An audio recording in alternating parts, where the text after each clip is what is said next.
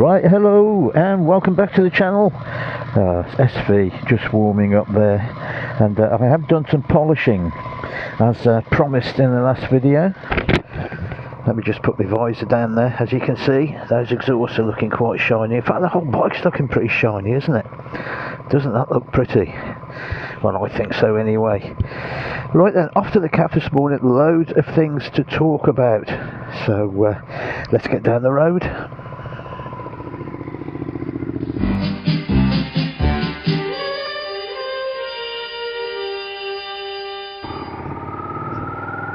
Yes, thanks for joining me again, do appreciate it. And how's the SV going? I've been a lot of people asking me.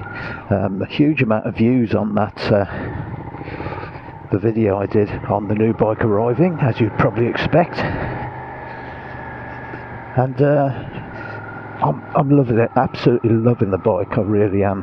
A couple of things I've noticed, positive and a negative. Well, a positive, one of the positives I've never mentioned before, and that is the engine braking. Being a 650 V-twin, it's got considerably more engine braking, and it's really nice because the fueling is so brilliant and spot on the bike. You can just play with the throttle and use the engine braking.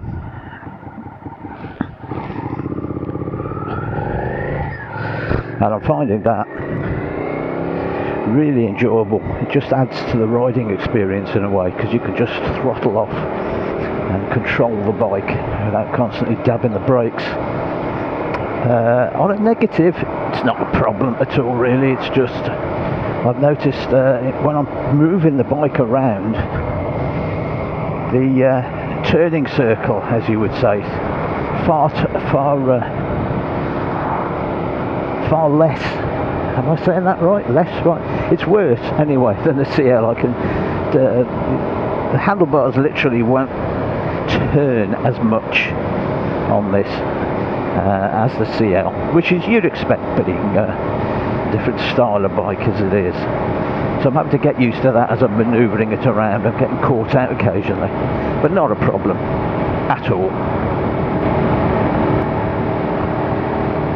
Right now I've had a few comments, people talking about other channels actually, and also noticed comments on other people's channels, and the word shill is being thrown around. So what is a shill? Well, a shill is somebody that technically, dictionary definition, somebody that pretends to be independent but makes positive comments about items for sale. It's an old word that's come from somebody that used to go around with con men basically, so it's quite a derogatory term, and of course people are using it for YouTubers who are being promoted by promoting stuff, sort of screens and gloves and bags and all sorts of different bits and bobs. And people have asked my opinion on it, so I thought I'd give it. I'll be honest, I think it's harsh, very harsh. The one thing with a shill, or the traditional use of the word shill, is that they're doing it dishonestly.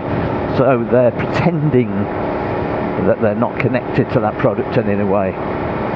They're pretending they're just a customer. Now, generally speaking, I would say most YouTubers are upfront and say, I've been given this item and I'm now testing it.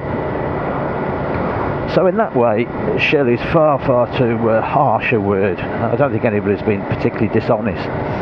But like with all these things, I think the old phrase caveat emptor, buyer beware, I think that comes into play, and I think we have to be, as customers, we have to be thoughtful of the pressures and where the results of these people's opinions are actually coming from. Now, if you're being given something, handed something, and say, could you test this please, and they're literally giving you the product to keep, it's difficult to remain completely objective, isn't it? Let's be honest. Let's be honest. You know, if somebody gave you something, a friend just said, oh, I've bought this thing, I don't want it, it'll fit you, say it's a jacket or something, have it.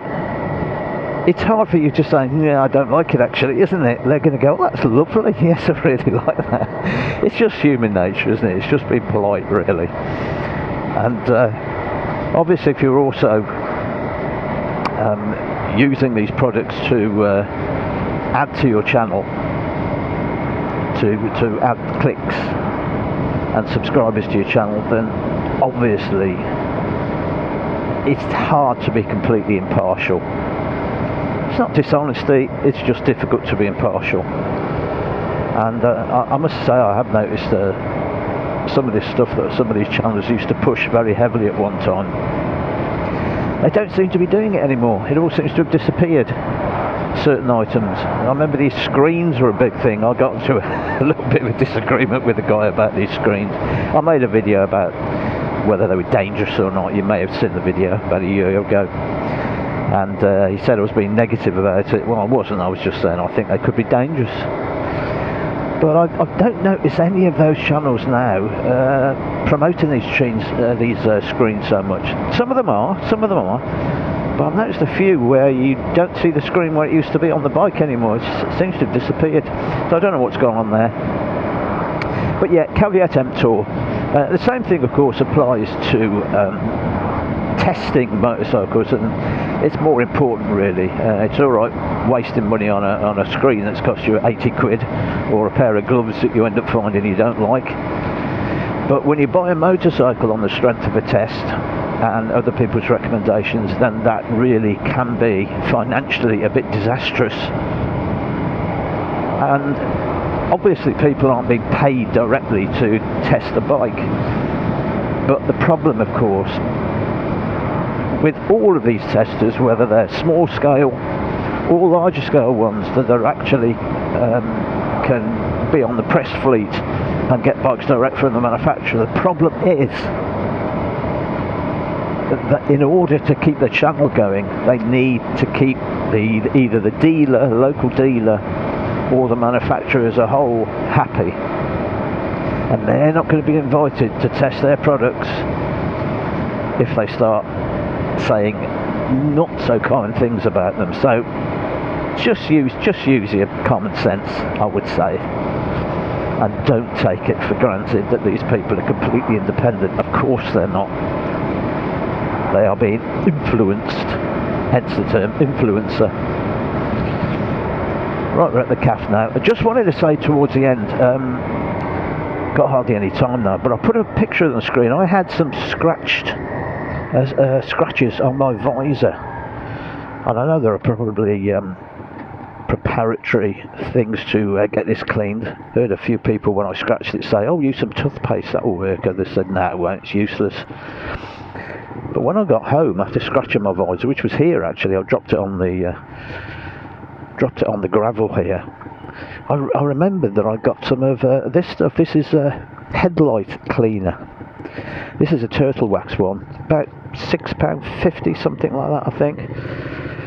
Others are available, and I thought, well, that should do the job. And I tell you what, it was very, very effective.